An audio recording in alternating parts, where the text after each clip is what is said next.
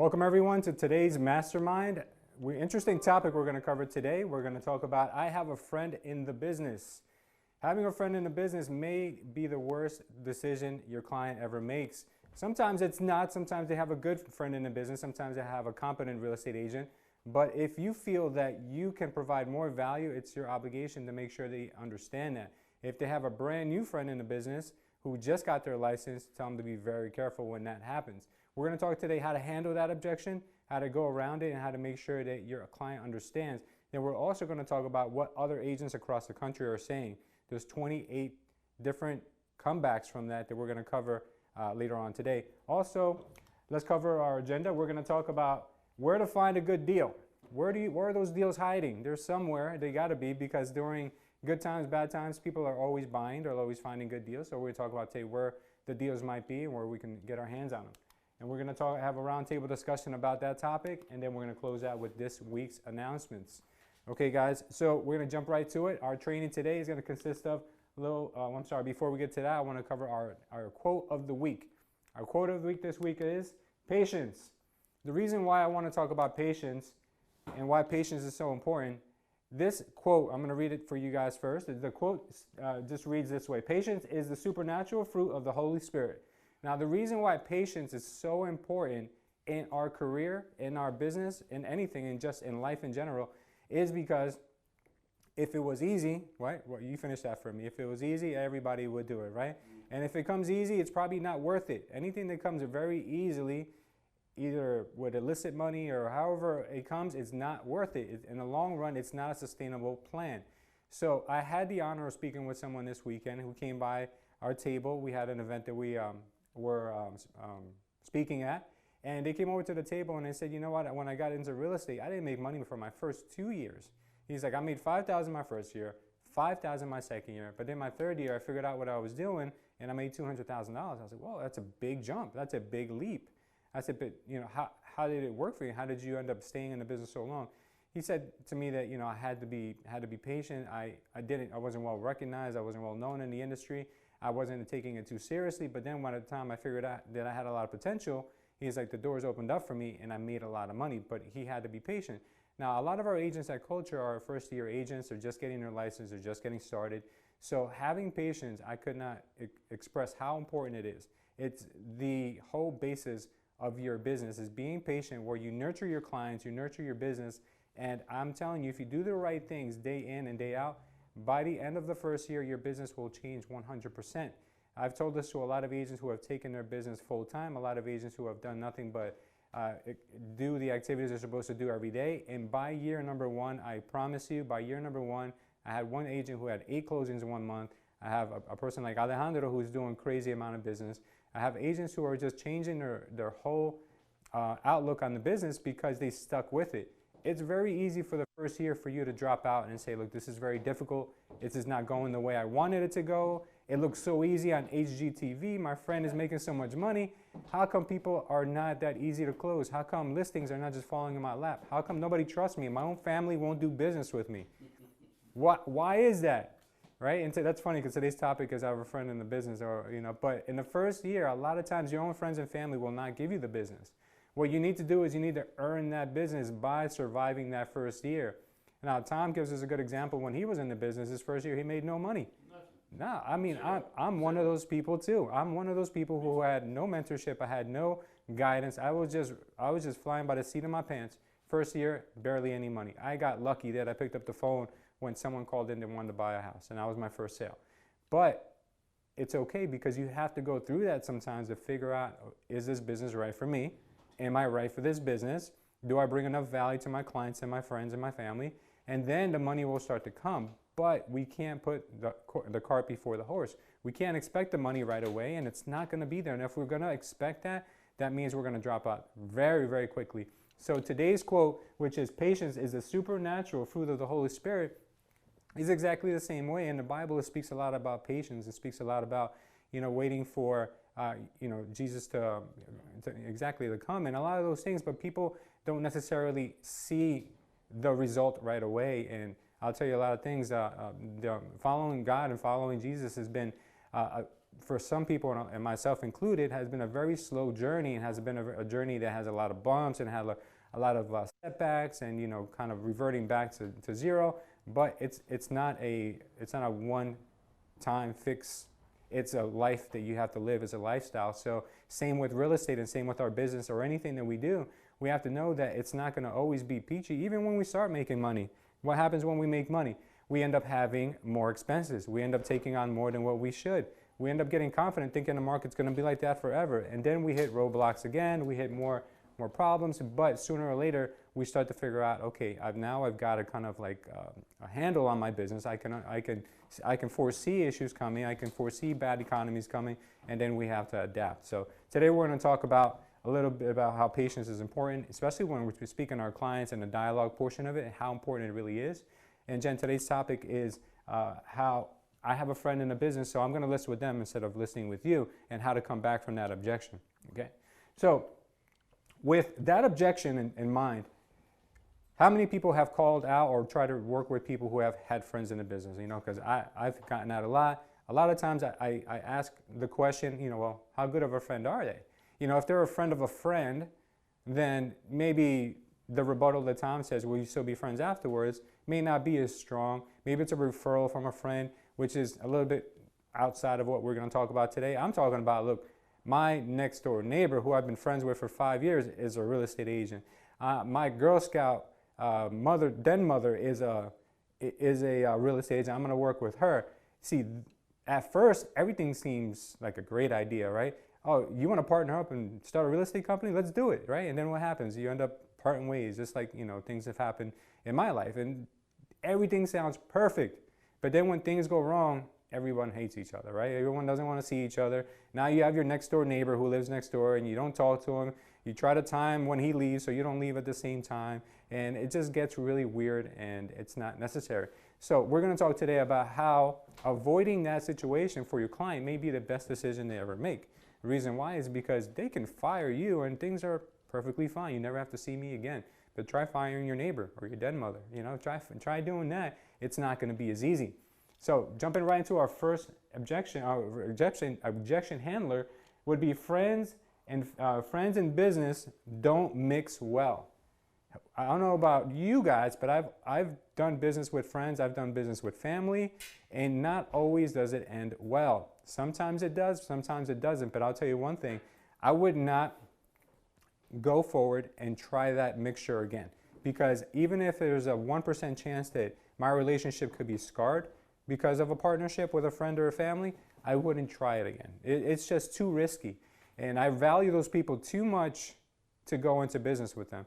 When I was a kid growing up, a lot of our friends used to always want to borrow money. So I learned the best objection handler for that. And if you guys get anything out of today's mastermind, it would be this. If my friends would come, because I was a sucker, I used to let everyone borrow money. And that was a quick way of getting rid of that friend. They would avoid you like the plague afterwards. So when my friends, especially the ones who like to gamble, because those are the guys that always need money, they would come to me and say, hey, Lou, can I borrow $1,000? And I'd be like, I value you too much as of a friend to let you borrow money. And that would be it.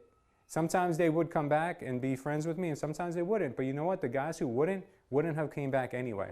Exactly. So but at least I kept $1,000, So it was a good way for me to start to let them know that, look, I'm not the type of guy that you want to do business with, because either I'm going to, not let you off the hook, or I'm going to let you off the hook. But either way, one of us is going to lose. So I'd rather not. Let's just go these separate ways. So explaining this to your clients is really important, that your friends and your family are good for certain things, but they're good to help you move. They're good to maybe babysit, but they're not good to go into business ventures with. They're not good to put the biggest asset that you own into their hands, because what's going to happen? If it fails, you're going to start to look around and who to point the finger at, and it's going to be your friend. And by the time that the chips may settle, your relationship may be really, really weird after that. So you kind of want to paint those scenarios to them. At first, they might be like, nah, my friend would never be like that. I would never be like that with my friend. We don't argue about money. Listen, everyone gets upset when it comes to money. Speaking of the Bible, even Jesus, the only time he ever got mad was when someone was trying to profit in the church. He flipped over a table and told the money changers, get the hell out of here. Because money has a certain way of either corrupting people, or money has a certain way of making people's personalities change. Now, thankfully, a lot of people in our office here know that, money, not the pursuit of money, but the love of money, or the putting money on a pedestal, that is true evil. Being profitable is not an evil, because you can do a lot of good things with it. But when it comes to relationships and money, things get weird and things get ugly really quick. So explain that to your friends and your family. Explain that to your clients when they try to work with their friends and family. And the same thing goes with you guys. So if you guys know that friendship and business don't go well, if you guys have friends, if you guys have family members who want to do business with you, make sure you treat them like clients. Do not treat them like friends and family. Put all the worst things that can happen, all the scenarios that are bad up front. Make sure they understand your home may not sell. And I want to let you know that if your home does not sell, there are certain factors that are out of my control. The market may take a tank. Your desirability of your home may not be there because of the price or the condition that it's in. I can only give you the facts.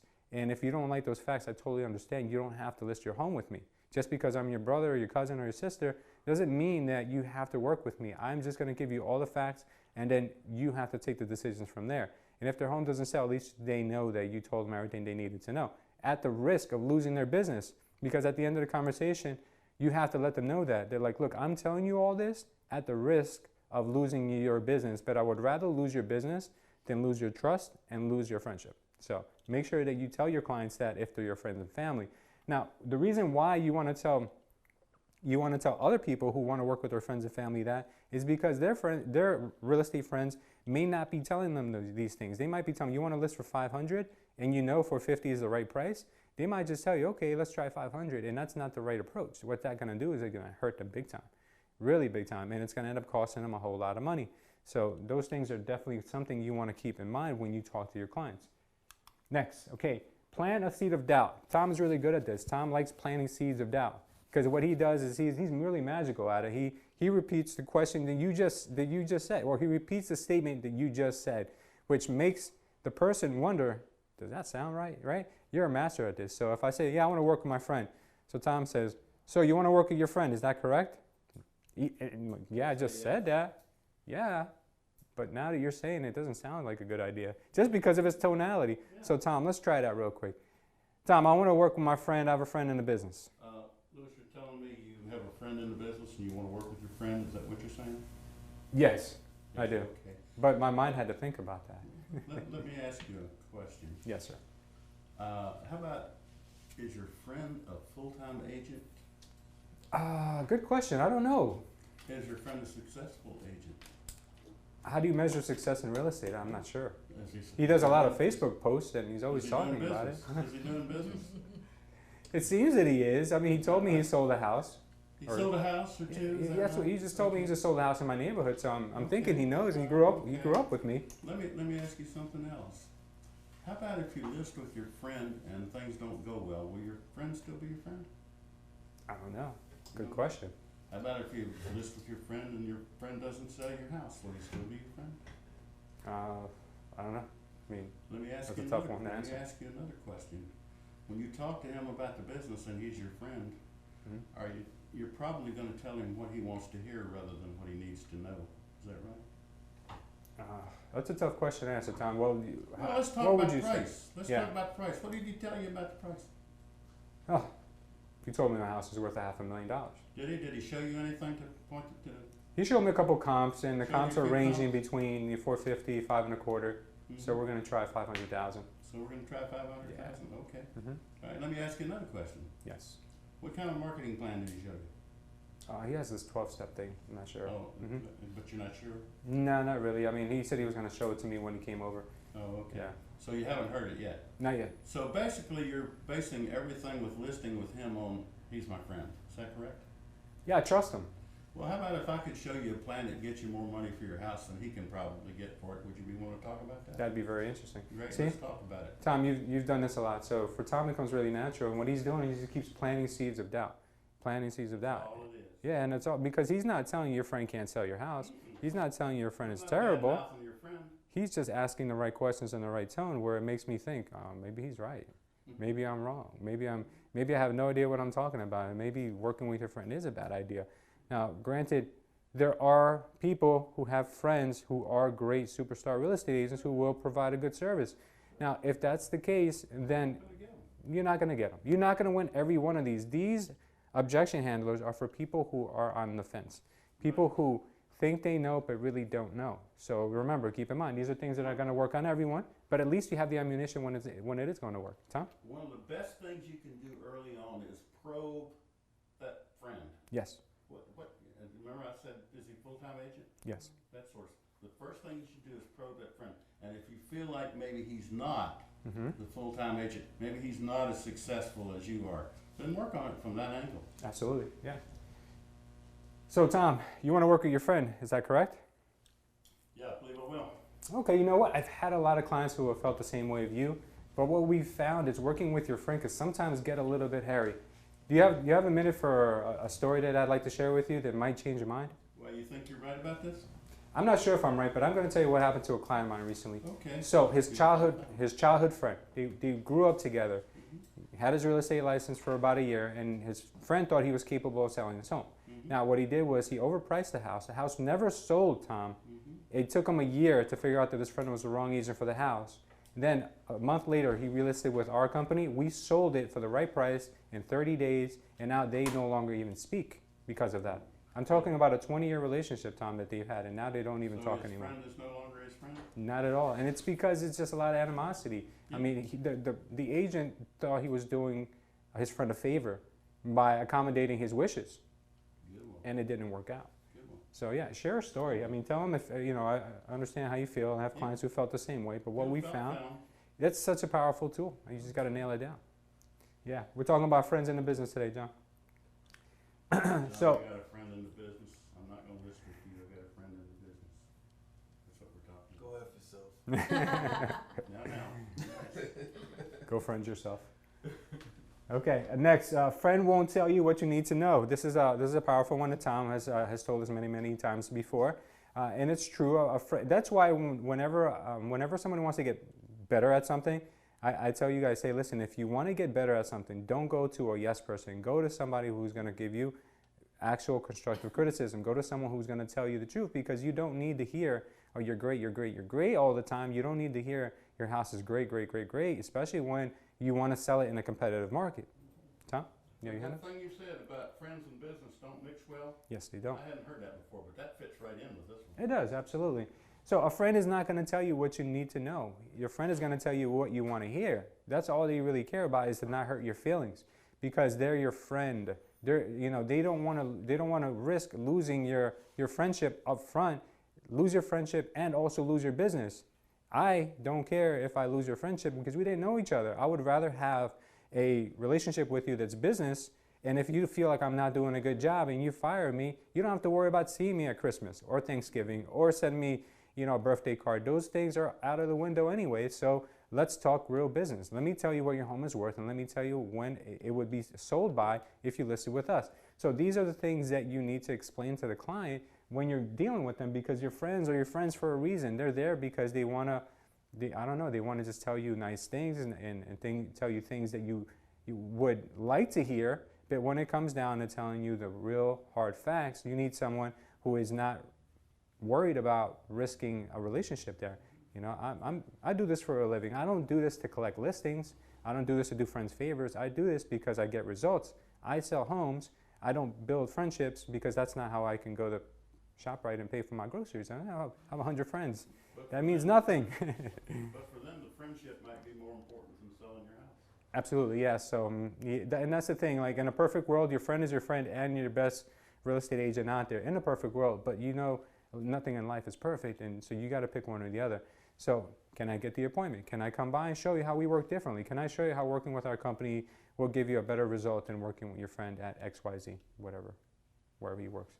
Tom Ferry has a really good one. I think you probably heard this one before. Tom Ferry's like, oh, you got a friend in the business, huh? Okay. Would you mind sharing with me his name? Yeah. His name is Tom Alabama. Oh, Tom, that bum? No, you don't say that. Tom Alabama. Okay. Oh, I looked up Tom Alabama here on Zillow. Looks like he has. It looks like he has an egg as a profile. Is that? Is that him? Is he an egg? Because what happens is a lot of agents don't even take the time to update their profile on Zillow. They don't even take the time to write the description. It's 50% filled out. They don't update their sales. They show one sale. They show no reviews. I'm like, listen, I'm sorry, but if I was your friend and I took this business seriously like I do, he'd have all his sales, and you don't have any sales up on there. Do you want to risk the biggest asset that you have to a friend who has never sold a property before, or do you want to risk it with a person who has no reviews, or someone who hasn't even taken the time to put their profile picture up, or someone who has a profile picture up from 1965? You know, like, which one is it that you want to work with? And just think about that for a second. If he doesn't take the time to market himself, how is he going to market your home? You know, it speaks for itself. What a lot of the newer agents don't understand about it is every time you go on a listing appointment, it's a job interview. It is. Now, did you ever go on a job interview without a resume? No. You have to have one. You have to have one. Yeah, so that's a great point. So I didn't even think about that. So let's just say, for instance, you were running a Fortune 500 company and you wanted the best man for the job, the best woman for the job. And are you going to hire your friend because they're your friend, or are you gonna see who else is out there because you want the best person for the job? I mean, that's a lot of metaphors you can use in order to make people see that this is a big deal. You know, and a lot of people have all of their, I won't say all, but the majority of their net worth is in their house. You know, you know, this is like, exactly, like that's the majority of your money. Do you want to do your friend a favor, or do you want to make sure that your family is well off?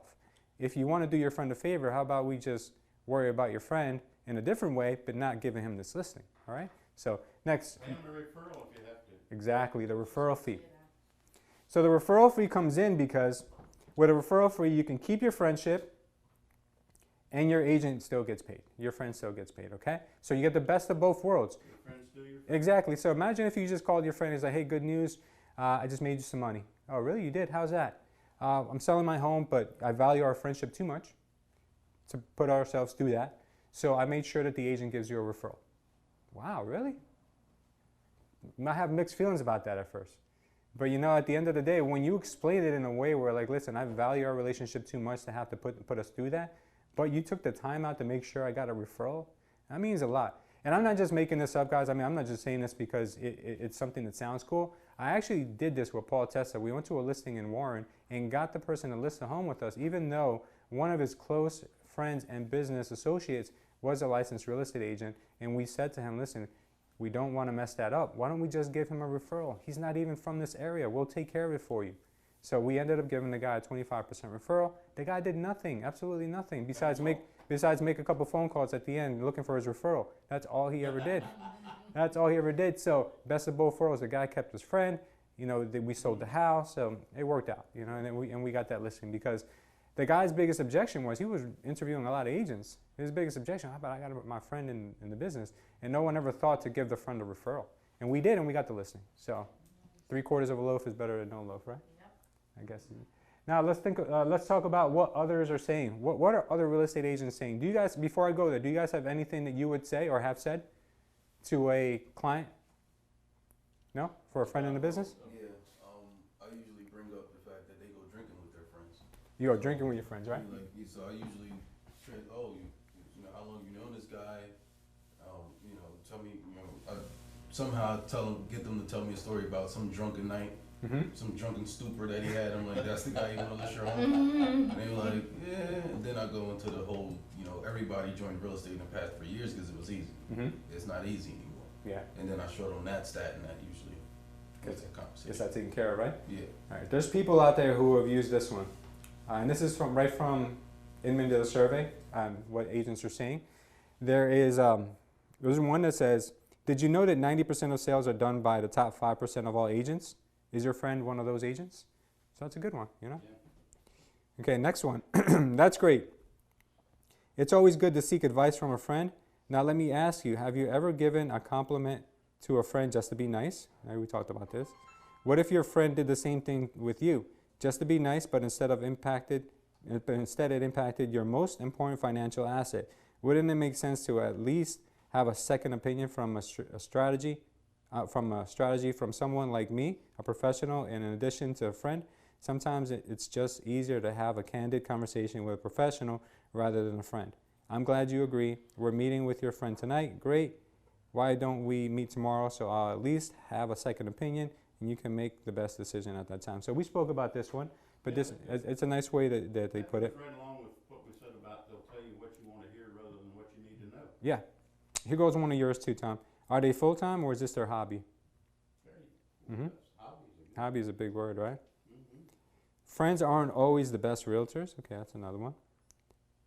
What is their sales history? You know, that's one that we used from Zillow, but you can easily pull that up. I mean, you got to be quick with it, though. If you're on the phone with someone.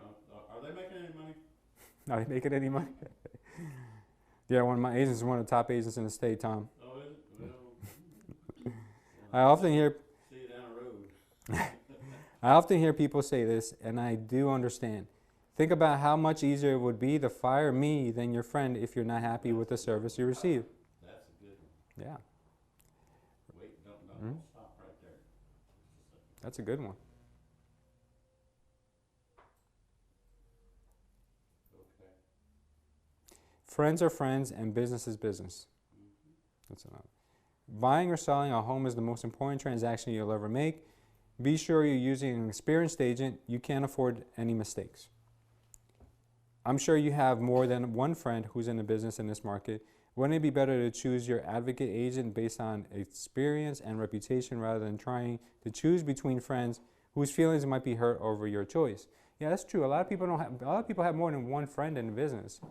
So instead of picking friends and having one get real weird with your circle, why not just pick the best agent for you? It's a good one too. There are several factors to consider in choosing to do business with a friend or a family member. How important is the relationship?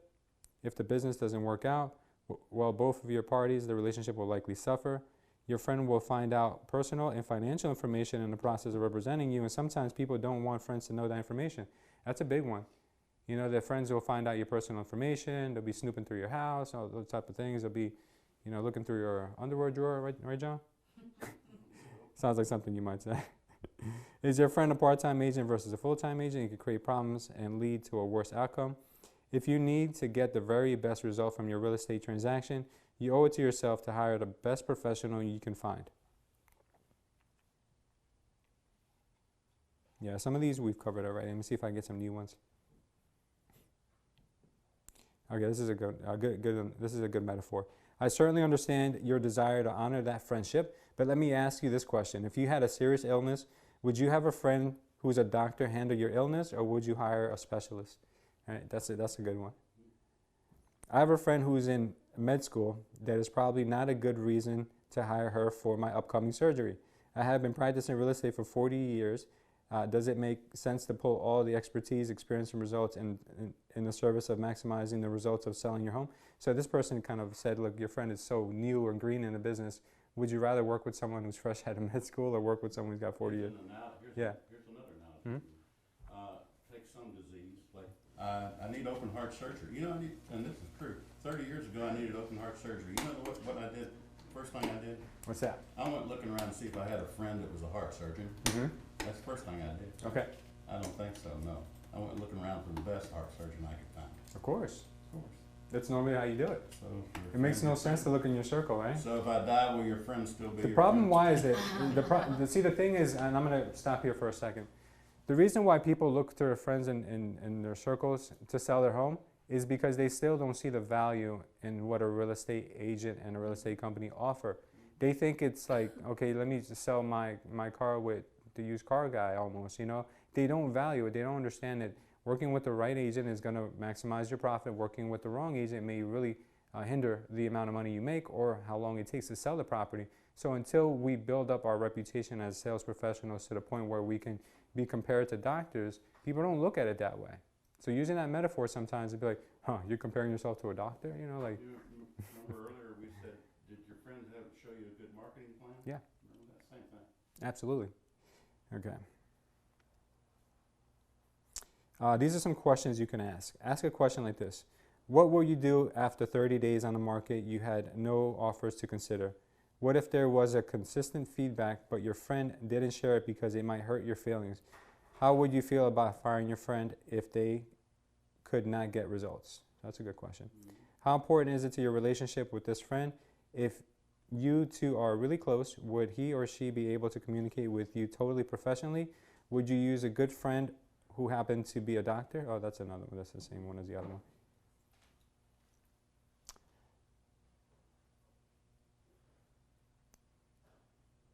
I still like the one we said earlier about would your friend still be your friend if your house didn't sell?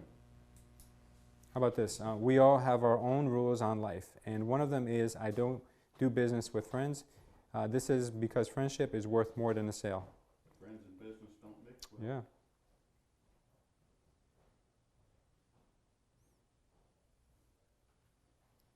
We can all work together. Okay, so this is like the last one we used. Awesome, you're still considering interviewing other agents as well. Never hurts to have more than one value point. Okay, great. Let's get his or her input and I can give them a referral and we all win. Agents often cooperate, and if you're open to this, I'd like to contact your friend to see if we might be able to work together. What's his or her name? Okay, so those are some few other ones that you guys can use. I'm just giving you some more. But I'm telling you right now, Gotta have a plan. yeah, I'm telling you right now, guys, we've probably covered at least 20 to 30 objection handlers with this. You only need to know 2 to 3 good ones, but you need to know them in a way where you have so much conviction and so much belief behind it that it really makes sense for the other person, because it's really all how you deliver it. You know, if you guys are stuttering, you guys don't know what to say, and you're like, oh, okay, I understand, those type of things are not going to get you anywhere. You can, like Tom laughs it off when people ask him to lower his commission, he laughs it off. You can give a good chuckle when they say, I want to work with my friend or my cousin. You can laugh that off too. And then I'm sorry, I don't mean to laugh, but I just had this happen with one of my other clients, and it's really unfortunate what it does to their relationship. I'm telling you right now, I even refer some of my own friends and family out. Like I'm renting an apartment right now. I gave it to one of my agents to cover because it's my brother's house, and I know that I don't have the time for it. So instead of hindering my relationship with my brother, I'd rather one of the agents handle it so they can give better service. So those things happen, and it's okay. It's all right sometimes. Tom? What's more important to you? It all comes back to this. What's more important to you, putting the most money in your pocket at the closing or listening with a friend? Exactly. That's And much they'll more. always say, well, most money, okay, and then you go into, if I can show you, or did he show you, you can either go positive or negative in Yeah. either direction. Morning, Esther. How are you, sweetie? Yep, that's always a good one. When you're pinning your friend up against the outcome of how much money you're going to make on a sale, it's a night and day comparison. People are always going to go where the most benefit is for their friends, for their own family, and for themselves. So if you, like Tom said, what's more important to you, making sure that your friend gets a sale or putting the most money in your pocket at the closing? That's a rhetorical question. They're going to say, I want more money, but can I have both? And unfortunately, most of the time, it doesn't work that way. And you go negative with them. Yes, and you go negative with them. Exactly. So really, really good. Anyone want to add anything to this? Anyone have any object? Yeah, Tom? I love doing these. We've done one a week for about the last 4 or 5 weeks. Yeah. And these are the best Yeah. things as far as picking up little things that they can use that Yeah. you could possibly, and I hope you'll continue Yeah. doing it So every week. next week we're going to talk about Next week we're going to talk about another agent told me I can get more for my house. Oh, okay. So that's one that you may hear. And sometimes we feel like we got to tell them the same thing to get that listing or tell them more, and that's not the case. Sometimes by telling them they can get less, you actually build more credibility. So we're going to talk about that next week. All right, so next topic, where to find a good deal. Where do you find good deals nowadays? I have a lot of investors calling me all the time. I tend to refer them out. Yeah, it's a good thing to know. But as real estate agents, I know that the majority of the time we think that, all right, let's open up the MLS and see what's there. I would, yeah, exactly. Thank you, Alejandro. I would simply laugh that off, because you are not going to get a good deal on the MLS. And I laugh when agents from other companies try to call us to try to get our good deals. I'm like, are you serious? Like, are you in the same market as us? We have a laundry list of people who are been waiting for these properties. And, yeah, it's good to cooperate with other agencies when the price is going to benefit the seller. But there's a lot of times that, They gotta have something to offer. oh my God, there's a lot of times that our clients are just as eager or more eager to pay exactly what needs to be paid for those properties. So yeah, yes, you gotta be able to be a listing agent in a market like this, because that's the only way you're gonna find your client homes. That, and you gotta leave no stone unturned. You gotta make sure that you find good wholesalers to work with. You're going to have to find good opportunities other than the MLS to find homes. You're going to have to be creative. This is a market of where you create. This is not a market where you follow the flock. You follow the flock, you're going to go right into the slaughterhouse. You're not going to make it. You're not going to last. Things are getting tougher. Sales are down 7% from last year. I'm not making the statistic up. I took Middlesex, Union, and Essex just to get an idea, and sales are down by 7% than they were last year. Prices are continuing to go up. Inventory is shrinking, but sales are definitely slowing. So if you guys are thinking about this, just to put it in context, you could make 7% less sales this year if you just do exactly what you did last year. That's what's going to happen. So what you need to do is you need to overhaul your business and make sure that you start doing things that you normally don't do. First thing I would do is take a moment, write down everything that you do that makes you money. Working with buyers, working with sellers, marketing, doing open houses, all the activities you do as a real estate agent. And now next to it, you write down how much money you've made with doing each this last quarter, this last year, whatever you guys want to gauge. Whatever that number is, look at the thing that's the most profitable for you and do more of that and do less of the other stuff. You need to start focusing more time on the things that really, really move the needle for you, things that are going to put more money in you this year, because if you're down 7%, put more focus on things that do make you money. So for a lot of you guys, you think about, let me start working with a lot of listings. Yes, listings are great. They're awesome. But never lose the opportunity of working with a motivated buyer too. And I say that because now that the market's starting to change and there's less inventory, buyers are going to have to start picking homes quicker because there's less things to look at. Interest rates are at all-time low, and all-time low interest rates, low inventory, that means someone has to make a decision. Exactly. If you're not making a decision quickly in this market, and this is a conversation you need to have with your clients, you're going to have to move on. I mean, I'm being honest with you. We're going to have to make a decision soon. If you like a home, don't wait. Just make the offer. Tom? Remember that thing we said about we're not in a we want to think about it market? This especially now we want to think about a market. It's going to cost you thousands if you want to think about it. And it's going to end up being a multiple offer situation all the time if you're working with someone. All right, well, now let's talk about where to find our deals. Where can we get deals for our clients? And when I mean deals, it could be an investor, but it can also be someone who wants to live in the home. It doesn't matter, but we have to be creative of where we can find those. Right? The first few you guys know about. I just want to recap for those who are watching maybe for the first time. So obviously sheriff sales. Sheriff sales are very, very good places to find inventory for your clients or for your investors. But just keep in mind, the sheriff sales scene has also changed a lot in the last year. Alejandro will tell you, there's less inventory. There was days when there was 1 or 2 sales, right? There was days, and I spoke to someone from auction.com, there were weeks where there were 0 sales at some of the auctions. So this is coming from auctions that used to have 20 to 50 assets, a week. So things are definitely changing, which means that a lot of people are dropping out. They're not going as often or frequently. So that leaves a little more opportunity, but they're fighting over a very small piece. They're all bickering over a small inventory, but this leaves an opportunity. It's an opportunity for an investor if they're willing to be consistent and wait and be realistic about what they're paying for. I wouldn't be looking for flippers right now in sheriff sales, but I would be looking for people who are looking for long-term holds, right? And you can also have this conversation with your investors now. Oh, you're in the flipping business. Have you ever considered holding? Yeah, but you know what? I just want to make the quick buck. Well, okay. Well, if you'd like, can you come in and we can go over how we can help you maybe convert a little bit of your portfolio into a long-term rental portfolio, show you how to cash out the money and make just as much or more than what you're currently doing with flipping. That might pique their interest. We bring them in. We show them how much money to lose in Uncle Sam. We show them how much money to lose into rising costs of materials. We show them how much money they're losing because they got to pay more nowadays, right? But if we do that same home and we show them how much money they can save by cashing out a refinance instead of selling their home and then moving that money into another investment property, and they keep doing the same situation over and over again, we can show them how they can make just as much money with long-term rentals. That's a much better way to go. I mean, that's the way I go. But I would try to talk to a lot of clients into that. And I know the objections you're going to hear are going to be the same. They're like, I don't like dealing with tenants. Oh, great. You know what? There's a lot of qualified property managers out there that would probably love to take you on as a client. Just factor that in as an expense. You just have to collect your check every month. It's mailbox money.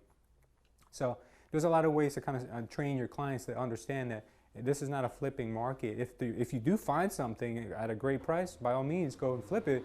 but it may not be there. You know, they may be looking for something that's far gone or maybe too difficult to find or not a replicatable business model, right? Alejandro, you've been to the last few sheriff sales. How has the environment been? How are things nowadays? It's definitely less people, less houses. Still opportunity, but it has to like look deeper. Yeah, you gotta be ready, right? Yeah, there are opportunities at sheriff sales. So the reason why is because from time to time a property may pop up that wasn't on the list. A property may pop up that nobody wants because they don't know if it's occupied or vacant. You know, there's certain reasons why people may get lucky, but there's no such thing as luck at sheriff sales. It's all about consistency and being ready. You do your homework and you're consistent and you're ready, you know, you're going to make money. You've even made money recently with assigning a few sheriff sales. So there are opportunities there. We just got to make sure that we talk to our clients about it. I think a few of us have ruled out sheriff sales because we've heard that it's getting hard at sheriff sales. Oh, is it getting hard? It's getting hard. Okay, let me forget all about that, not offer it out to anybody. No, guys, there's still opportunity there. There's a lot of opportunities. So I'm telling you right now, last year we did a ton of them. This year, not so much, because I feel that people are thinking that there's no longer any good deals there. There's still going to be an opportunity there. You just have to train your clients to be a little bit more patient, and then obviously they'll get something. And before, it used to be like, hey, you used to get properties for them on the first attempt, maybe on the second or third, but never more than a month and a half. Now you got to tell them, listen, it could take us 3 months to get you something. So you just got to be patient. You know, try getting them something on the MLS. It'll take you maybe longer, and if you do get them something, it's probably going to be expensive. It's going to be very, very difficult. All right, next, short sales. All right, short sales. As you guys know, short sales are an opportunity for clients, but how do you get them, right? You either got to be the first one to them or the last one. That's the whole key of short sales. So the way you can make sure that you're always either one or the other is you got to make sure you get them either when the list pendants is first filed by using the systems we have here in the office, or getting them when they're on the sheriff sale list. When they go to the sheriff sale list, now they're like, okay, now I want to do something because I got the notice in the mail, right? They always want to do something when it's the last moment. That's when they're the most motivated. So if I were you, I'd focus on those two pieces, first and last, because if you can get them in either direction, you'll probably do better with them. And you got to be consistent with them too, because guess what? You know, there's a lot of competition out there for them. There's a lot of people out there who have discovered that working with homeowners that are in distress is a good market. I mean, it's a good demographic. It's a good way to get business for themselves and for their clients. So make sure that you don't leave these off the table. Just be more strategic about it. You know, I don't think that there is one simple one that we're going to talk about today. You just got to be consistent with it. If it doesn't work 1 month, maybe next month you get 3. You know, you just got to make sure that you do it long enough. Next are liens. So with liens, I don't think there's been a lot of you guys have had access to getting lien lists. But if let's just say you like working in Newark, you can just go to Newark and get to the whoever Hall of Records and say, I need a list of anyone you have a lien on. You might have to pay for it, or you might even get it for free. But they'll be more than happy to give you a list of people that they have or properties that they have liens on. Now you guys have to use a database, scrub for numbers, and get the numbers and call them or door knock them, whatever you want to do. But this is a good way for you guys to go about it, because this is a little bit of a demographic that's less targeted. Not as many people have access to it, or not as many people think about it.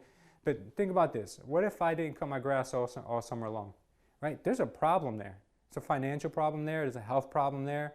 You know, there's something wrong there. So this is an opportunity for you guys to make sure that either you go after these homes and try to target them as well, because there's going to be a day and time when people are going to catch on to this one as well, and you're going to have more competition there. So, you know, being the first one or early to a demographic is really going to help you guys. Now, some of these liens may be federal tax liens. It might be small liens, like $100. So keep in mind, you might get a mixed bucket. But I do find that these people are a little more motivated than others who are not in that category. Okay. Next, we want to talk about high equity. So high equity people are going to be a finicky bunch, because what I mean by high equity is that they have a lot of equity in their home. There's systems we can use where you can figure out how much equity you want in the property. But high equity people are going to be a little bit more difficult to convert than the others, because the others have to do something. These, especially what I found with these people, is sometimes they don't even know how much their home is worth. Right? They don't even know. I had a guy that I sent one of the agents to this weekend to go visit. The guy thought his home was worth $300. It's actually worth more like $450. There's a big difference in what he thought it was worth. So a lot of the high equity people end up being older people. They end up being people who are very conservative, and they don't really know what's going on in the market. So being able to talk to these people really is an opportunity, because guess what? If they do sell, they have so much room that they don't have to sell at elevated price. They're going to sell at a reasonable price, and that means you're going to get a quick closing. Quick closings are like music to your ears when you've dealt with short sales, lien properties, the surrogates. I mean, like, these things are investments in time, years sometimes. But when you get something like this, you get a high equity person, that's someone that really could just change your next quarter. That could really do good for you. So mix that bag up. You may want to dedicate certain days to certain demographics. Next, we're going to talk about people who have been in the property longer than 5 years, 5 years and up. The reason why is because 10 years ago, we had the crash, right? We had a crash, so property prices were really, really low. So anything between the last 5 to 10 years, people probably have equity in those homes. Maybe not a ton, but maybe they're in a position to sell. Not only that, but statistically, people move every 5 to 10 years anyway. So if you start targeting people who have been in a home 5 to 10 years, that means you have a greater chance of those people saying, you know what, it's funny you called. No, it's not funny. Statistically, you're ready to move. So, they think it's funny, but, that we do our homework. We're not just, we're not calling people who just moved to the neighborhood to congratulate them, even though that's a good practice to do if you're farming that area. But we're calling people who are very likely, or contacting people who are very likely to sell, either by mail, by door knock, by however you choose to do it, but just do something. Because there are people out there who are more of a target than, I don't want to call them a target, but more eligible to sell than others. And we want to make sure that we get to them first or get to them last before someone else does. Could I? Yes, Tom, go ahead. Would you also be, should you be looking for people that have been in it, lived in their house maybe 30 years? Yeah, you can go as high as you want. Yeah. That's what I say, because they got different kind of motivation. Mm-hmm. It's down to one of these Yeah. when, why, where things, and well, when you want to sell, where do you want to go? Why are you selling? I use myself as an example, but we've been in our house 35 years. Mm-hmm. It's worth $900,000. Yeah. We don't owe a nickel's worth on it. Mm-hmm. So, but the last 2 or 3 years, we start talking about the estate, not just the house. It's the estate, and it's because how much are we going to get out of this thing to go do what we want to do? Of course. And I mean, I'm thinking about Westfield in particular. Every year there's tons of people that have been in the house a long time and are leaving town. Mm-hmm. Yeah, I know for sure. There's a migration right now going on. Yeah. So Tom said, what about people who have been in a house more than 5 years? We have systems, and we have in the office where you can make it go as high as you want. You go 25 plus if you want. Whatever it is you want to do is.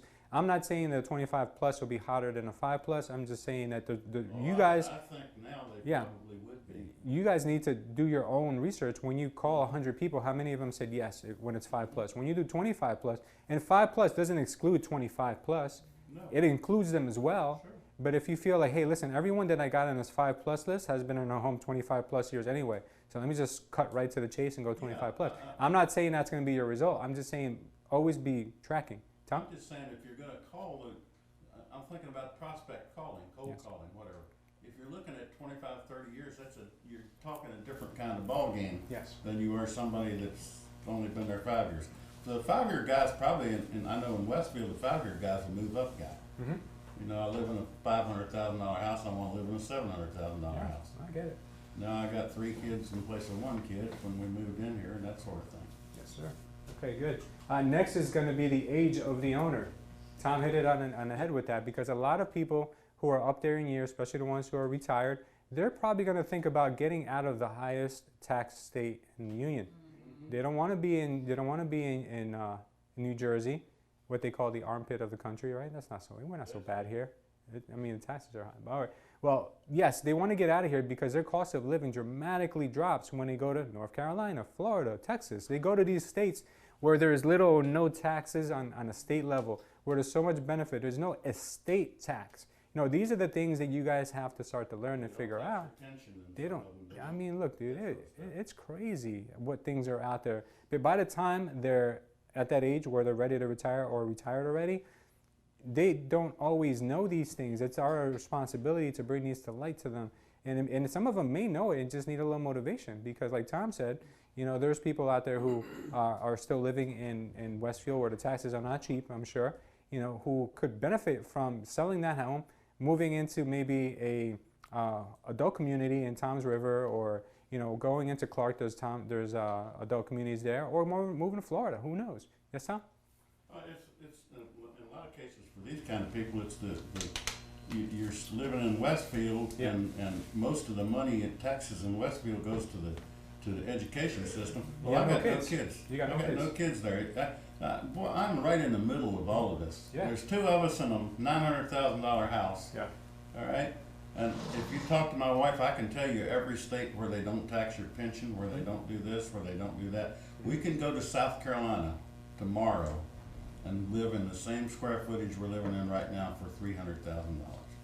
Tom, can I show you how to put more money in your pocket at the pool? Yeah, you can. Good, good. I say you had a question first? Yeah, I was gonna say, is there a way to target empty nesters? Because oftentimes I find that when Yeah, that's what we're talking about yeah, there. Yeah. but to like target them specifically and know Yes. like, okay, this is an empty nester and I'm calling Yes. somebody. There's two ways to do it. You can either go on cold, which cold to me, I don't know, I'm a little bit on the fence of how reliable it is, but then there's another one that I use on Realist. On Realist, you can put presence of senior and widow. So with those, usually, I'm getting people who are empty nesters, and those have worked out pretty good for me. So I would use those as targets, and with like anything else, guys, it's all about your dialogue too. Because if they're motivated and you sound like hell, they're not going to be motivated. You got to talk them out of Oh, it. you could put some interesting stuff together or something like that. Yeah. Just with the when, why, where. Yeah. No, so no matter how hot or cold your list is, I guarantee you, two different agents with two different levels of education are going to get two different results.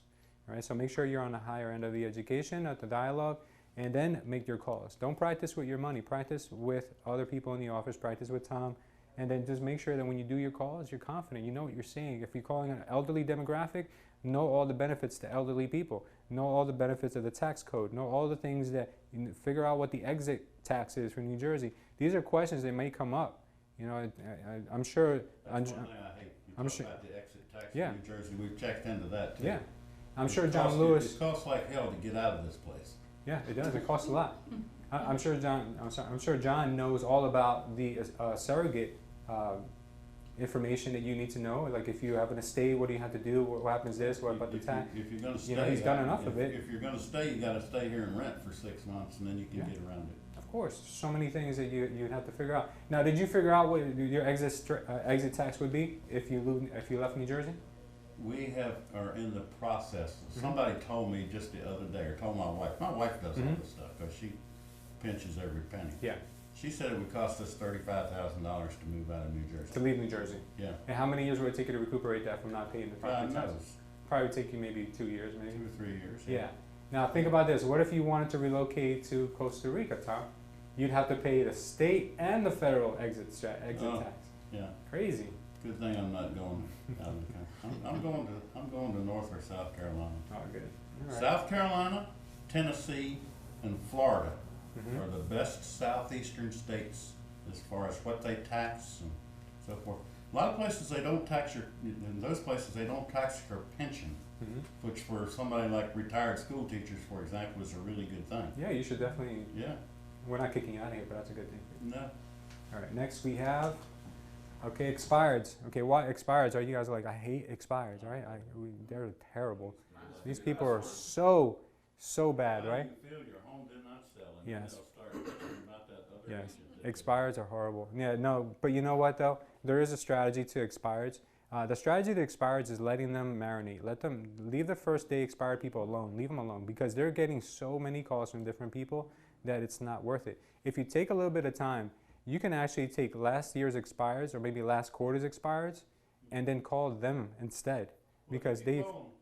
call them this time of year right now, all of them are going to tell you, well, we're not We're- going to do anything. we're gonna wait till right spring, now. They're yeah. waiting until after the first of the year. Yeah, They're all going to tell you, we're not going to do anything right now. they're all waiting. Absolutely, they're playing the waiting game. So would So- you mind if I gave you a call back after the first of the year? Yeah, of course. Now, the reason why expires are powerful, and I'll tell you this much, and I'm not going to say any one of these is better than the other, is because if you do the right research and you don't just download a list of what happened over the weekend and call those people because they're getting bombarded, where you're just going into what's called a Red Sea, all right? That's where there's blood in the ocean. You don't want that.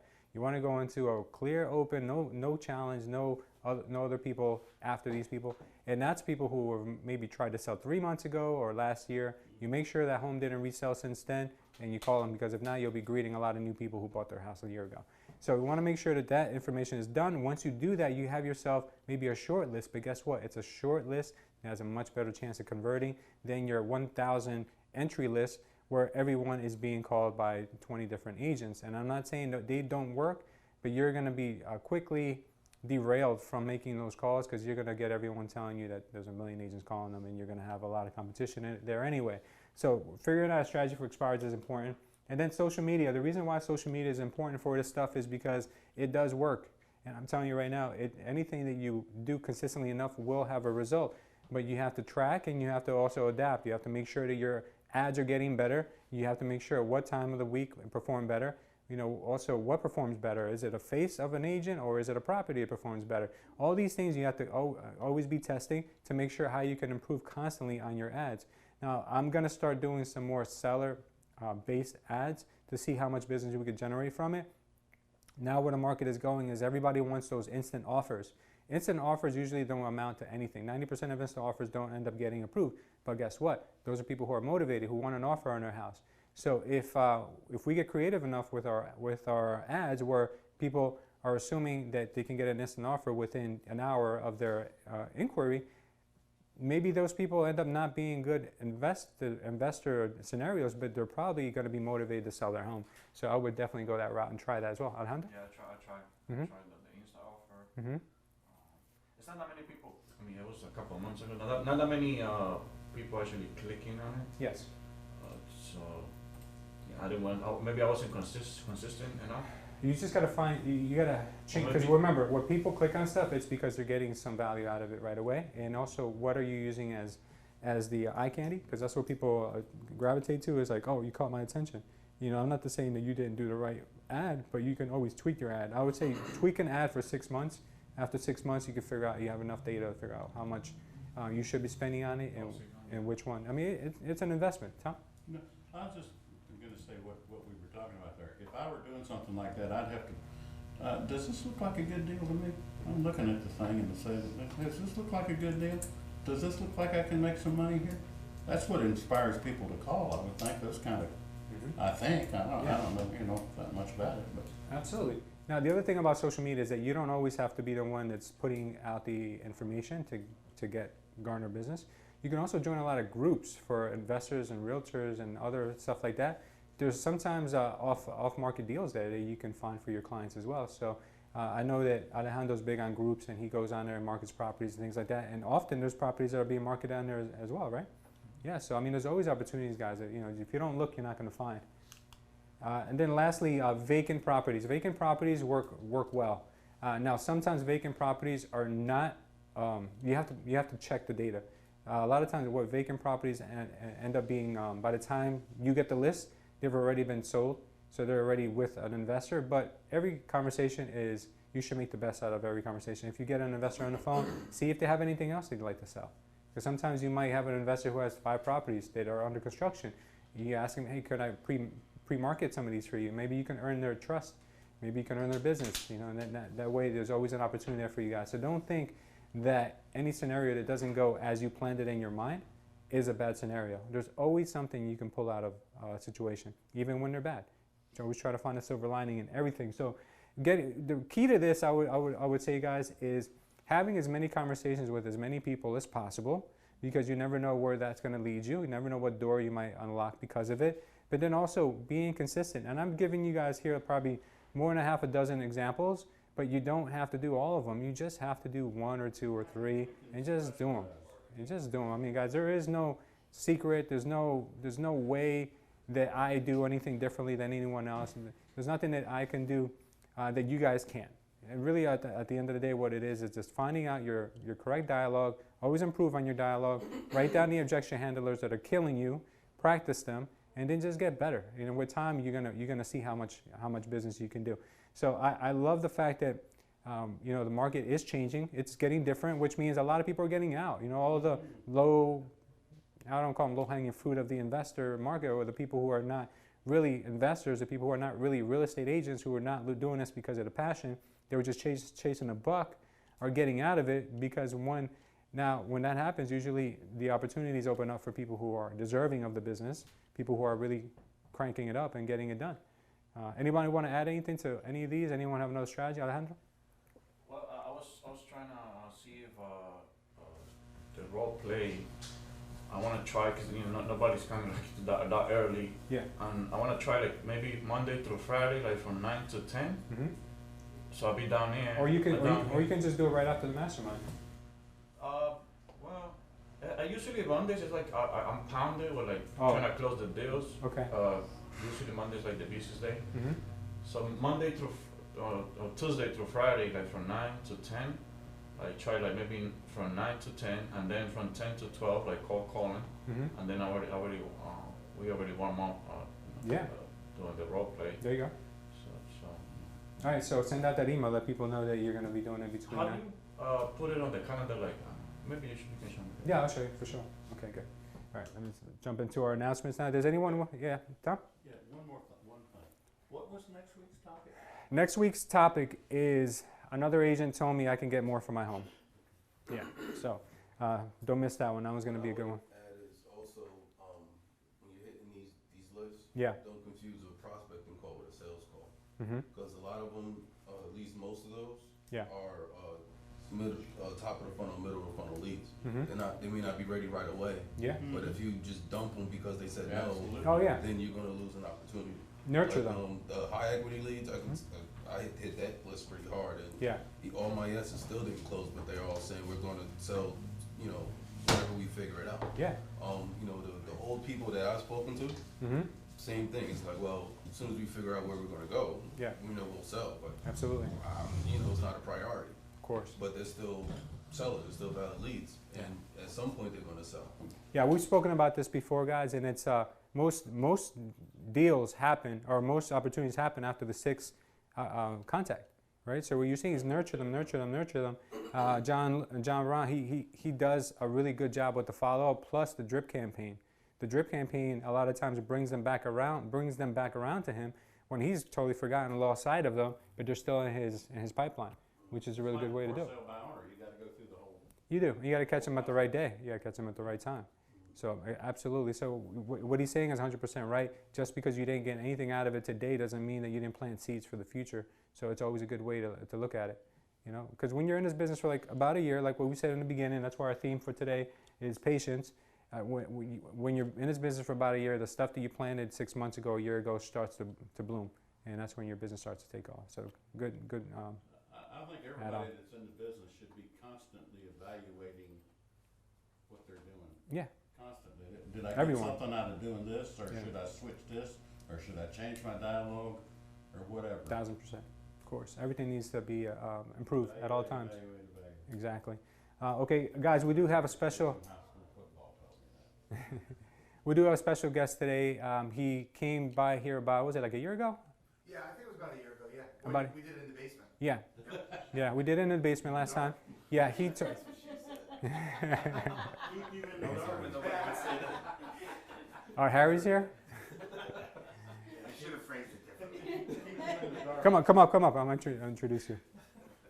Yeah, 'cause they're actual people. Can I help? Yes, you can. Give me your card so I know which company and everything to introduce you with.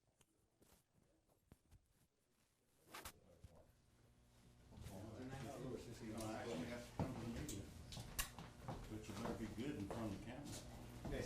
All right, good to see you. Don't get nervous in front of the camera or something. Seasoned camera. Actually, we branded the seminars with the Velocity of Money because I'm writing a book on it, so I Okay. like that one. He's ready to put. Yeah, I got a book coming He's a out. busy guy. Yeah, I got a book coming out. You're good. Here, Yeah. I'll give you this. Yeah, awesome. So, guys, Frank does a great seminar on how to build up a real estate portfolio. He usually pay a lot to go to these things. He's going to give us a taste of what it's like and how you guys can use it also for yourselves or for your clients. Yeah, The name of your company, though? Your United Mortgage. United Mortgage. So right? I owned America's Mortgage Lender. Come over here. Please. Yeah, and I owned America's Mortgage Lender for 6 years, and 6 months ago, my partner and I weren't fully agreeing on the direction of the company, so I divested out of the company and then went to a company called United Mortgage, because we got so focused in the branch, in my group, on what we were doing for people. Running a mortgage company is a full-time job. So I was working 80 hours a week. I was working 40 hours running the mortgage company, then I was working 40 hours doing seminars and public speaking, and it was too much. So, so now we're with a company called United Mortgage. We have a branch in Parsippany. And these cards, we also branded called Velocity of Money, which is the name of the seminar. And it's really cool because I really believe that, I think you were here last time when I spoke. Yeah. I think he did an introduction that day. Yeah, I remember think you you telling your story a little bit. When you Yeah. you told you were selling Yeah. some stuff online. Yeah, it was awesome. Yep. Yeah, I remember that. Because you went first. Yeah, you did a great job. So I think America's got a problem, which is retirement. And when I started getting in the mortgage business in 2001, I was like, well, why is everybody broke? Like all of America, whether they made $40,000 a year or $400,000 a year, nobody had any money. And so when I look at patterns, you know, then we went through the phase in 2008, 2009 of like reverse mortgages, and everyone's like, oh, reverse mortgages are bad. You all know what a reverse mortgage is for the older people. And the reason why they weren't bad was because the baby boomers did a really good job of paying off their houses and a really bad job of having any other money. So you have these, you know, 74-year-old people who literally can't even pay the property taxes on their houses. So, you know, I now started to really study the different generations, the baby boomers, the Generation X. But this seminar really appeals to the millennials and people that also own a single family home. So, Paul, do you want to plug that in here? Yeah, do you have your adapter? Yeah, I do. Have HDMI or do you have... Here's my adapter. Oh, okay. And then here's my clicker. And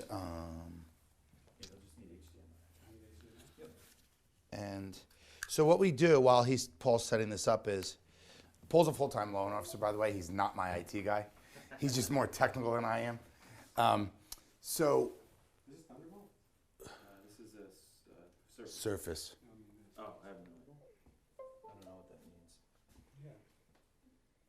No, you're good. You're good. Pay no attention to the man behind the curtain.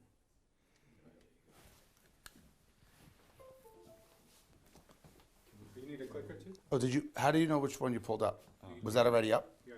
I took the one that was on the desktop. Oh, there's like 14 of them on It says shortened version. it. Does say short version? Yeah. Right? Like, and it was the, Sure. yeah, because I cut a bunch out. I cut a bunch out so I didn't bore you guys with too much of the stuff. Yeah, this is good. Okay, perfect. Yeah.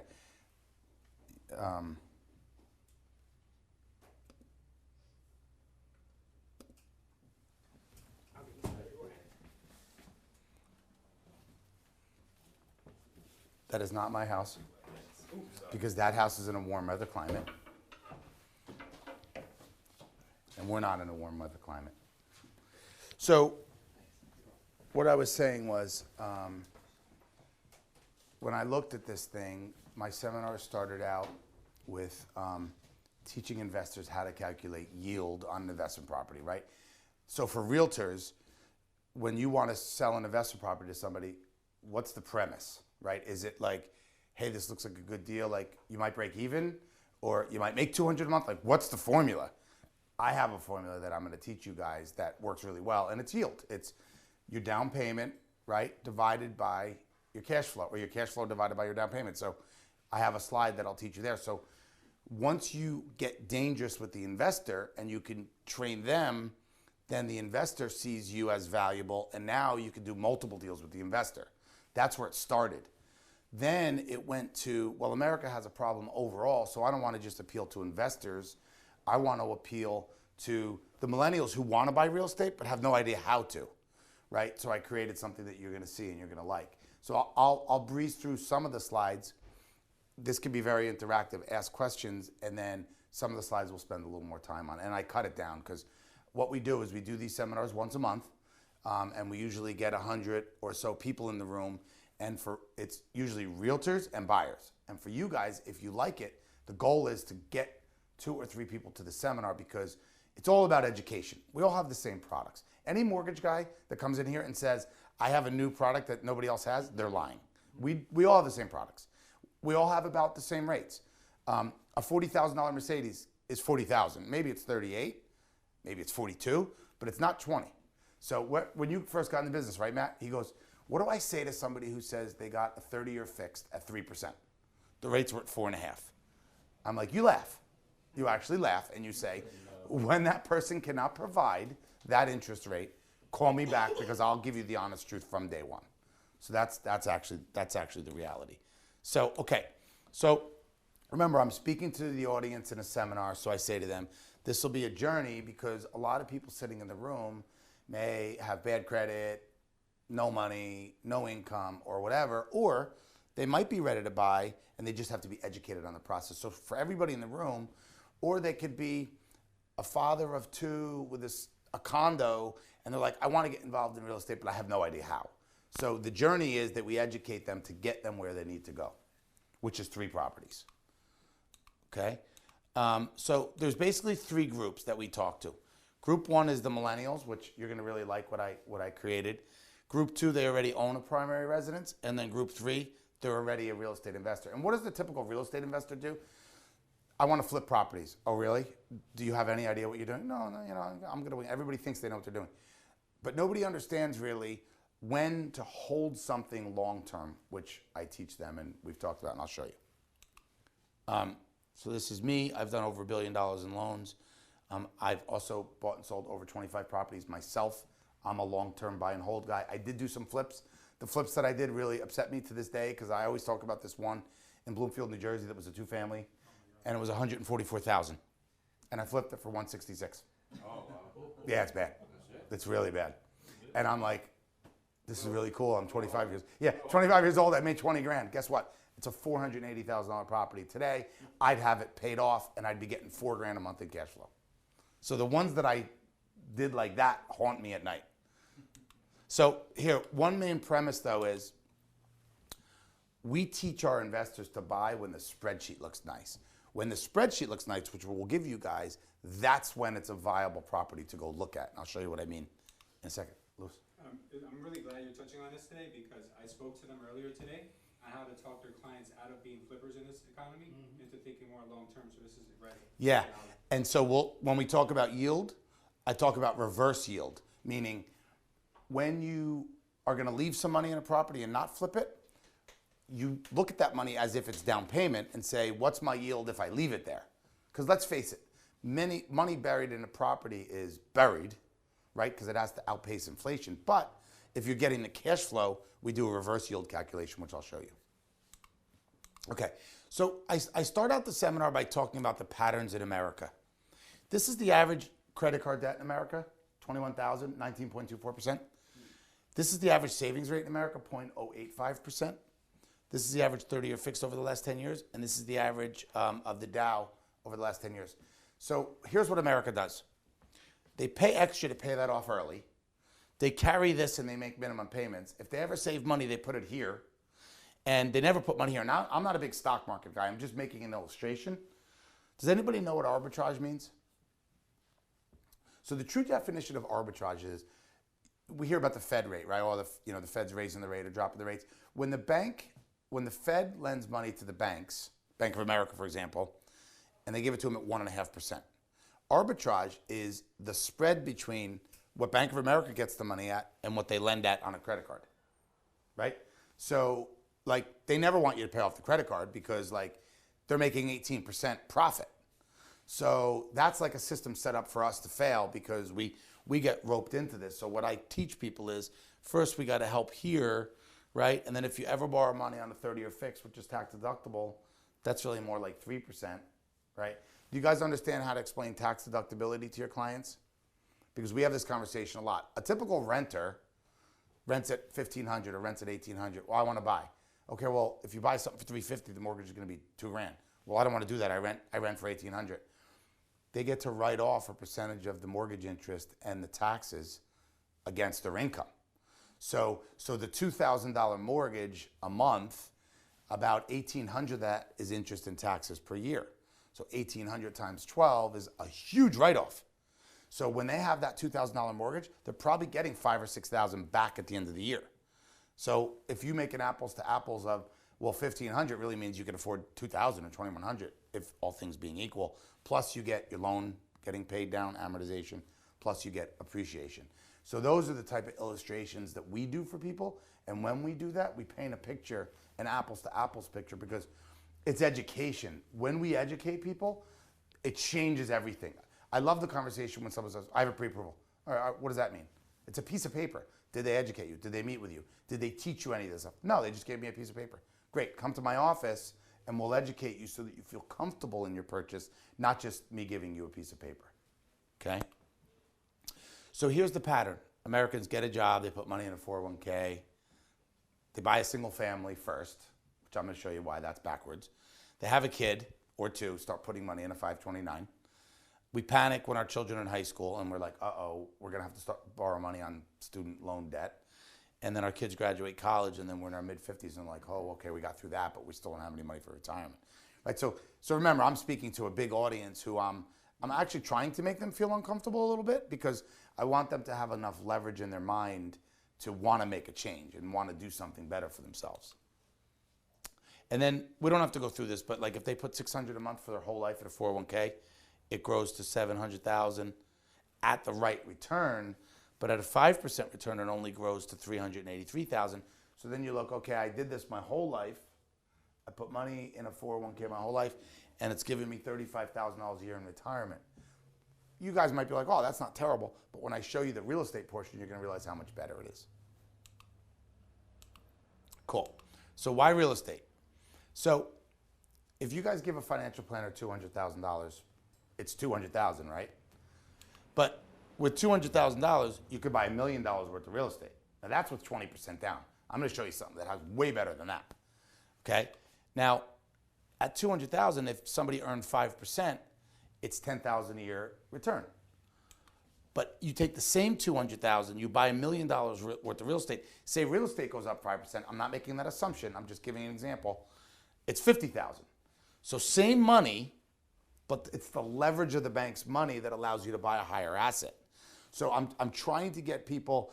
I love when people are like, my guy in the stock market gets me 6%. I'm like, yeah, but 6% of what? That's equal to 50% on my return because I'm using the leverage of the bank's money. Does this make sense? You guys can stop me at any time. So it does not include the compounding value of interest, which I'm going to talk about. Now, so then I say to people, this is a new slide you guys have never seen. I did this last night while I was watching football. And I had a glass of wine. So cash flow, that's number one for an investor. And also we're going to talk about getting the millennials to buy multi-unit properties. You guys certainly know multi-unit properties in this area. So cash flow is number one. In red, most appreciation is a bonus. It's never the premise, it's a bonus. Using the bank's money to buy the property, using the tenant's money to pay off the property, okay? That's our slogan. And then profit and loss, rent versus expenses like a business. So you guys know how it's done on tax return Schedule E, right? So Schedule E is that you take your real estate and you take your revenue, your rent rolls, versus your expenses. And what happens a lot of times is accountants will write off repairs and it, you know, because nobody ever wants to pay tax on their rent roll. That annoys people. So they go back to the accountant and they go, I don't want to pay extra $4,000. How do I fix that? Oh, did you do some repairs? Yeah, I did some repairs. Okay. Well, I had $10,000 in rent roll. Yeah, I had $10,000 in repairs. Now I don't pay income tax on the gain. But what they do is that person that makes $100,000 that writes off a $10,000 loss on their real estate, I have to give them a net number of 90. We have to hit them for that loss that they write off. Depreciation is a huge part of a real estate investment because when somebody depreciates a property with their accountant, you know that $10,000 they got in income, I can still offset the $10,000, but they don't take a hit against their income. So in underwriting, we give back depreciation, okay? Do you guys get that? Because that's a huge point to talk to your investors about. You don't have to know the exact details, but bottom line is, what we train investors on is how to depreciate the property properly so that they don't take a hit against their income. Does that make sense? This alone, Don't mind me, ignore me. no problem. This alone is a huge thing that we teach investors, because when we get people sat, you're right. Trying to be as incognito as possible, that didn't work. That's okay. Now the people watching can see what we're showing. Oh, you got people live? Oh yeah. I didn't know that. What should I? Oh, geez, now I'm nervous. Now I'm nervous. You're on candid camera. You young people don't remember candid camera, right? Have you ever heard of candid camera? That's so funny. Right, exactly. We know, you know. OCS, you just go back to. So what I do is I go is that, escape for a second, and then I go back to current slide.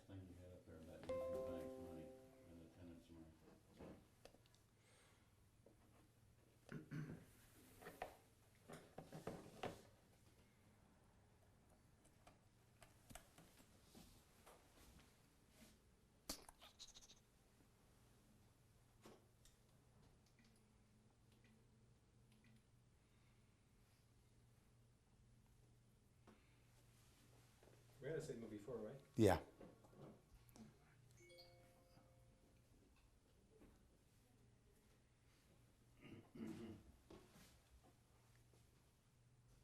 Here, let me try it again, maybe. Well worth it, I promise. Yeah, it's all good.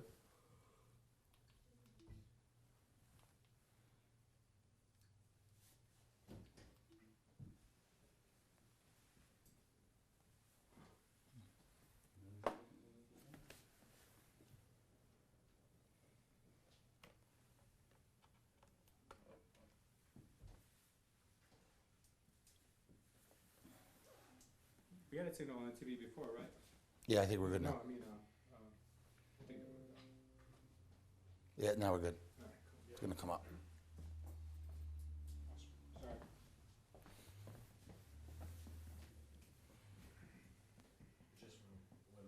Yeah, I got it. It's not, it'll catch it now. Slideshow, current slide. Come on, baby. Why'd it go away? That's so weird. I guess it's just sensitive that. This is, no, I don't know. What's this? Try one more time. The IT guy.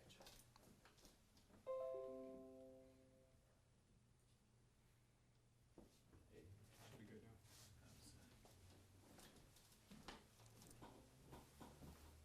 Now we're plugging in the way you were before. Yeah, it sees my screen, but it's got to see that.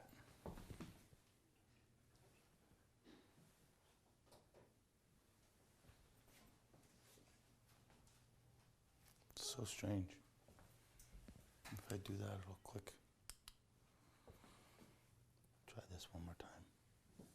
All right, don't worry. I was trying to get the viewers online to watch what you were doing.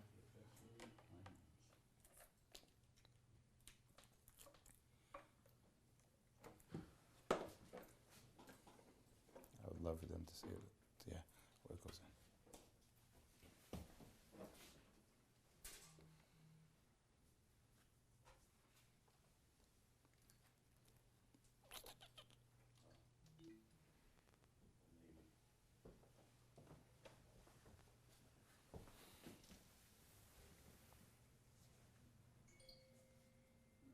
No signal.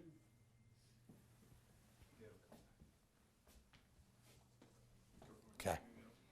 So, okay, and then the tenant amortizes the loan down for the investor. So what I also teach people is to pay the loan off in 20 years, not 30, from a real estate investment perspective. So does this slide make sense? How to use depreciation? Okay. We're going to do the yield slide in a second. So let's talk about fixer-uppers and renovation loans real quick. You guys have all heard about 203Ks, FHA renovation, and a lot of people are afraid of them, and a lot of loan officers and banks screw them up.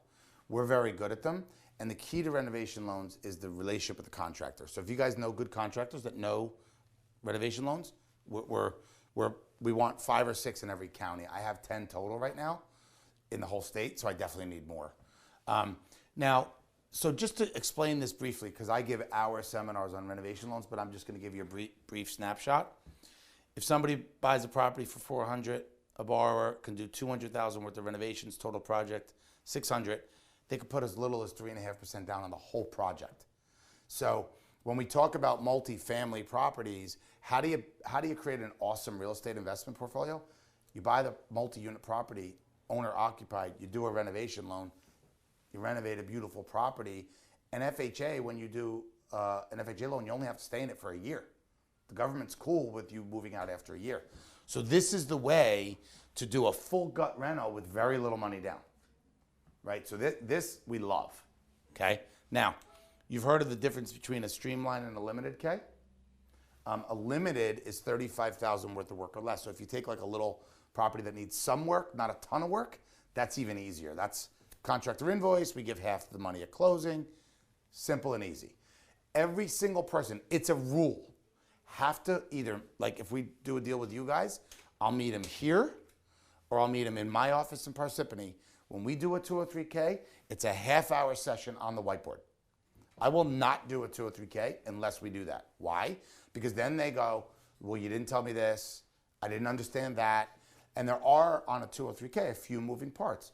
There's a contractor invoice, there's a HUD consultant, and then there's an appraisal after appraised as is value, they call it. Now, when you do a streamline, you don't need the HUD consultant, but the bottom line is, when I educate the people on the 203K for 30 minutes, they're very thankful, and they understand what the process is gonna look like. And we all want that, right? We all want calm buyers. We don't want buyers freaking out. Why did the contractor do, so we control that environment. Now, here's the crazy part. These are the loan limits in northern New Jersey. You could buy, there's probably not 4 families around here for $1.4 million, but like in Queens, for example, there is, or Brooklyn, you can buy a 2-family house and borrow up to $930,000. It's crazy. You put 3.5% down on the whole thing. It's crazy. Only in America. Any questions on that? I haven't even gotten to the good stuff yet. I'm getting there. So I'm not going to go through this too much, but Fannie Mae also has one. So there's an FHA 203K, and Fannie Mae has a renovation loan. The difference is the Fannie Mae lets you to do second homes and investment properties, and Fannie Mae also, the mortgage insurance part depends on future value. Not with FHA, it's always got mortgage insurance, okay? So here it is. So I know there's a lot on here, but let's just take a simple investment property. Somebody buys a house for $350. They put 20% down. I got to change the interest rate. That's too high. But all in, principal, interest, tax, and insurance is $2,210. The rent, say it's a 2-family, is $3,790 a month cash flow. That makes sense, right? So it's rent minus expenses. And this brings in $94.80 a year. You take the $94.80 a year, you divide it by the 70,000, it's a 13.5% yield. So my rule is if it's an 11.5% yield or more, it's a good investment property to look at. We'll give you guys the spreadsheet. Make sure you give me your cards, or I can get a roster. And you can plug the numbers right into the spreadsheet for the investor. Okay? Now, if you include the amortization of the loan, which the tenant's paying down for you, it's actually a 19.7% yield. What financial planner can guarantee 19.7% yield? They can't, because it does this. But guess what? This doesn't fluctuate. Actually, it's going to go up. Why? Because rents are up 40%. So this is a guarantee. Oh, what if my tenants move out? There's a lot more people that want to rent. Believe me, it's a bigger pool of people, right? Now, I don't want you to pay it off in 30. I want you to pay it off in 20. So do you guys realize it's only $350 a month more to pay the property off 10 years sooner and quicker? So everyone thinks it's like $1,000. It's not. So you're making $790 a month profit. You're taking $350 a month, applying it towards principal, and then we're saving the rest of that money for repairs and other things that we need. Okay? The initial down payment's paid back in 7 years, and by year 20, the thing's paid off. I have a really cool inflation slide in a minute. So you've probably heard of this now. There's also investor loans where if the property carries itself, you can put 20% down, no tax returns. It's called a debt service loan. So that's a cool product too. We talk about fixer-upper, long-term rental. I don't need to go into that. So this is the thing that I trademarked, which is really cool. We call it 3, 2, 1 and done. We show millennials or somebody who doesn't own any real estate yet how to buy a 3 or 4 family first, put 3.5% down, which is $14,000. It could be closing costs included, seller concession, right? It could be a 203K. You could get a property that's totally like ripped out because of foreclosure. Build your dream investment property, live in it a year, right? Be out of pocket $14,000. Year 2, there's now a conventional product allows you to move out of this into the second one and put 5% down. So now you buy a 2-family, you live in it a year. You could do the same thing. You could do a Fannie Mae renovation, right? Then we tell the people if you want to buy a single family, you do. Now, real estate is either an asset or a liability. Who knows the difference? Who thinks their single family primary residence is an asset? It's not. Your asset, right, is something that spits off profit. This becomes an asset because it's giving you income. The definition of wealth, like the Robert Kiyosaki book talks about, that the definition of wealth is when your passive income outweighs your monthly overhead, passes your monthly overhead. So, like, I still have to go to work every day to pay my bills, which means I'm not wealthy. But when I get to the point where all my properties are paid off and I have $15,000 a month coming in and my bills are $10,000 a month, it actually doesn't even matter how much cash I have because I have enough money to pay all my bills. That's the definition of wealth. That's what we're trying to teach people to do. Your primary residence, single family or condo, that's a liability. All it's doing is costing us money. I mean, it feels nice to sit on the couch and make yourself dinner, but we want assets. Does this make sense? Cool, right? So when we get millennials in the room, a byproduct of me doing this, I didn't realize what was going to happen, is it became a system that I work tightly with realtors with. Like, and that was why I was, staying in contact with Lois, because what happens is if you guys really get this and you get fired up, you could be in real estate a month and you get like 20 of your buddies be like, we got a system that if you do this and I show you how to pay it off in 20 years or less, you will be a millionaire in 20 years. There's no doubt. It's 100%. I've never been more confident, not because I'm a confident person, because there's no model that can refute this mathematically. There is no model. Now, the previous slide I talked about yield. What do you think the yield is when you put so little money down? Remember, my example had a 20% down payment. This example, when you put 14,000, 3.5% down, the yield's going to be like 50%. It's crazy. You have all your money back potentially in a year, year and a half when you do it this way.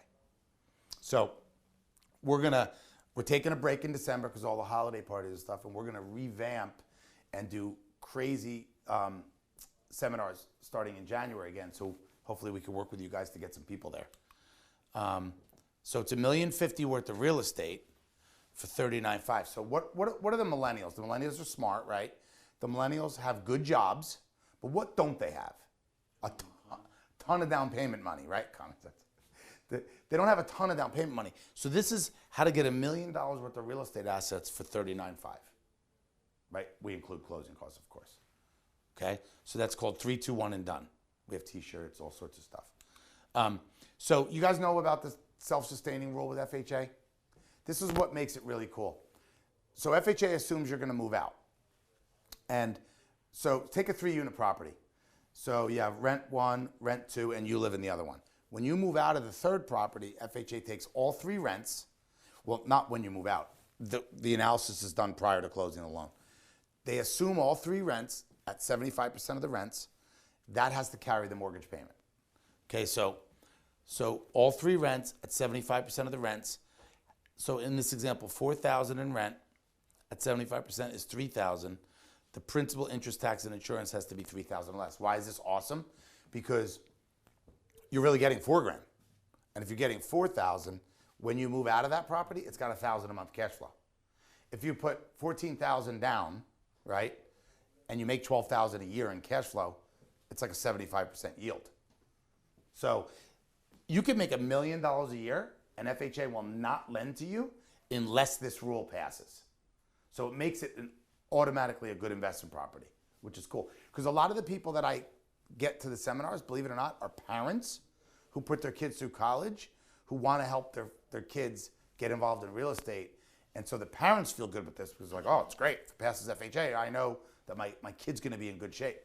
They spent $300,000 on their education. They're more than happy to help the kid with a $10,000 down payment on a piece of real estate. So who wants to guess? At 2.5% inflation, this two-family gets $36,000 a year. Who wants to guess 20 years later what that rent will be at 2.5% inflation? So today it's $36,000 a year. Compounding, huh? Yeah, compounding. Yikes. I know, nobody ever gets this. I throw t-shirts at the crowd. I throw t-shirts for the wrong, they give the wrong answer, I still give years? in 20 years. Oh, man. It starts to snowball after a while. Yeah. 53,000. Almost double. So who wants a business, right, where you have level expenses and rising revenues? I do. We all should, right? And so look at this. 30 years, 62,000. Now, I did adjust a little bit upward for taxes in New Jersey because they're not going down. So look at this. But remember, we want to pay it off in 20 years. So look what happens by year 20. You bring in 53,000. The taxes on the property are 14. The sucker makes 39,000 in profit. So remember, the people that save their whole life in a 401k and they got 35,000 a year in income. Imagine if we figured out a way to have 3 properties by doing 3-2-1. So this is $39,000 a year. Look by year 30. 45,000 a year, 1 property. Multiply that times 3, got 130, 140,000 a year coming in on 3 properties. So everyone thinks I got to buy 20 properties to retire. It's 3. Does this make sense? So I also talk about college towns at the seminar. Once people get their feet wet here, college towns are cool because there's, wherever you have, New Jersey's not a great spot, but other places are low taxes, low property values, and high rents. This actually is University of Florida. You could buy something for $120,000, be out of pocket 15 total, and make 17 to 20,000 a year profit. So that's what I talk about in areas like New Jersey. Doesn't matter because we have multifamilies, but we're starting to do our seminars in Florida and New York. And in Florida, I got to talk about college towns because there's not a lot of areas where there's multi-unit properties. Okay, we're almost done. Who's heard of the rules of 72? Probably none of you. Oh, you have? Oh, good. So you take the interest rate that you're earning, you divide it into 72. That's how long it takes your money to double.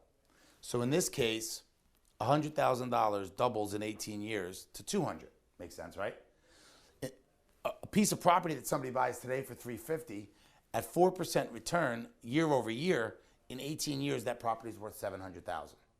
So remember, previous slide was cash flow is most important, but appreciation's a bonus. It is nice to know or think the property could be worth double 18, 20, 22 years from now. Okay, I also teach people, you probably want to put it in a trust, right? Because you teach your kid to fish, it's better than giving them a fish.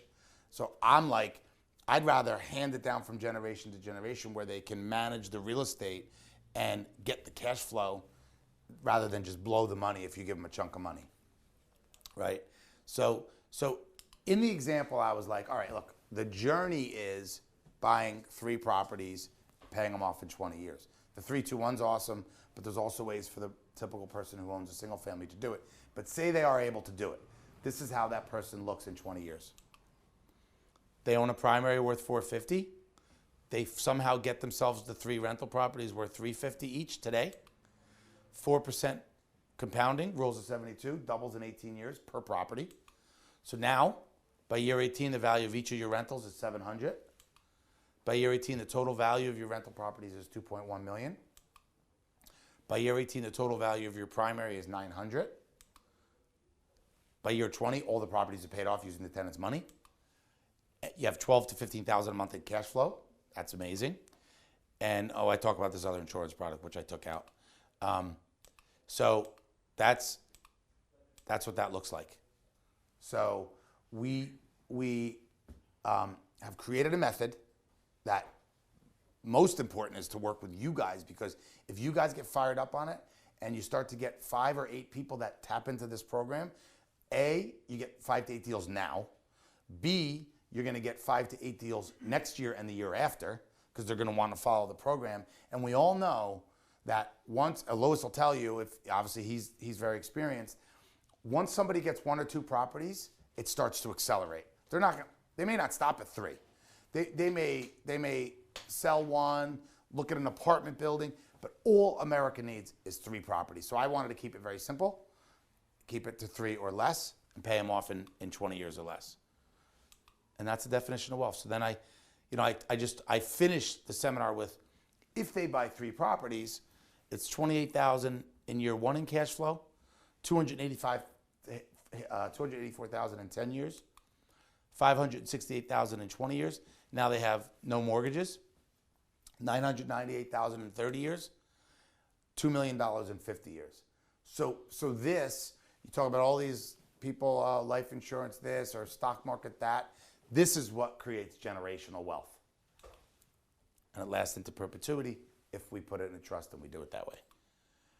Also, I don't know if you guys know this because you're all agents, but if you're a real estate agent, you can use your commissions towards the down payment to purchase the property. So remember the 3.5% you have to put down on FHA? You can use whatever you're getting paid here towards that and only come up with the difference of the money. So we also use it to recruit people at the center. It's like, hey, talk to Lewis, get your license, be an agent there. Boom. It's pretty much going to take care of a good chunk of that down payment. All right? Any questions? What do you guys think? You like it? Yeah. I have a question. Could you do it with FHA multiple times if you're going to live in the property? So, yeah, that's a great question. So, FHA, you could get 30 FHA loans in your life. It just can't be more than 1 at a time. Yes. So, say somebody like gets an FHA property, they do a 2 or 3K, we could refi them into a conventional and then get them another FHA. Yeah. Yeah, absolutely. You could keep getting FHA. We just have to get rid of the other one. Yeah, you just have to refi every time. So you could potentially do 4, 3, 2, 1. Correct. 4 if you wanted to, as long as you keep refinancing out of that FHA. Yeah, well, it's even easier. There is a conventional product now that allows for 5% down on a 4, a 3, or a 2. There wasn't that product. That's why when that came out, I was like, boom, 3, 2, 1. So what happens is there are income limits on that conventional product. So sometimes they're making too much money to qualify. Yeah, right. So then I got to switch them into a conventional on the first and then go on the second. Yeah. But so you guys have my cards. And also what we could potentially do is if you wanted to ever do one here where we do it, we just each bring a couple clients. Yeah. We could do a thing like this. We could do a lunch and learn. We could do it at night or whatever. Thank you, boss. All right, guys? Thank you. Wait, this is mine. We have the same one, right? We do? Oh, we do. Very similar. That's funny. Oh, bagels are back there too. Bagels, cream cheese, and butter. Thank you, brother.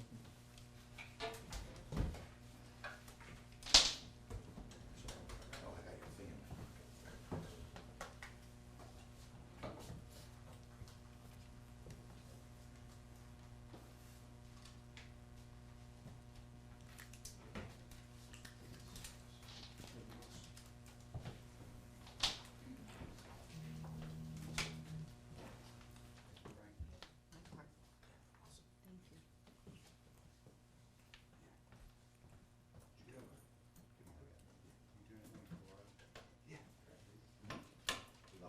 Thank you to Frank. It was very informative. He gives us great knowledge, not only for our investors, for our clients. I always tell, especially the younger clients that I've had, I always think about getting that multifamily first and then getting the single family.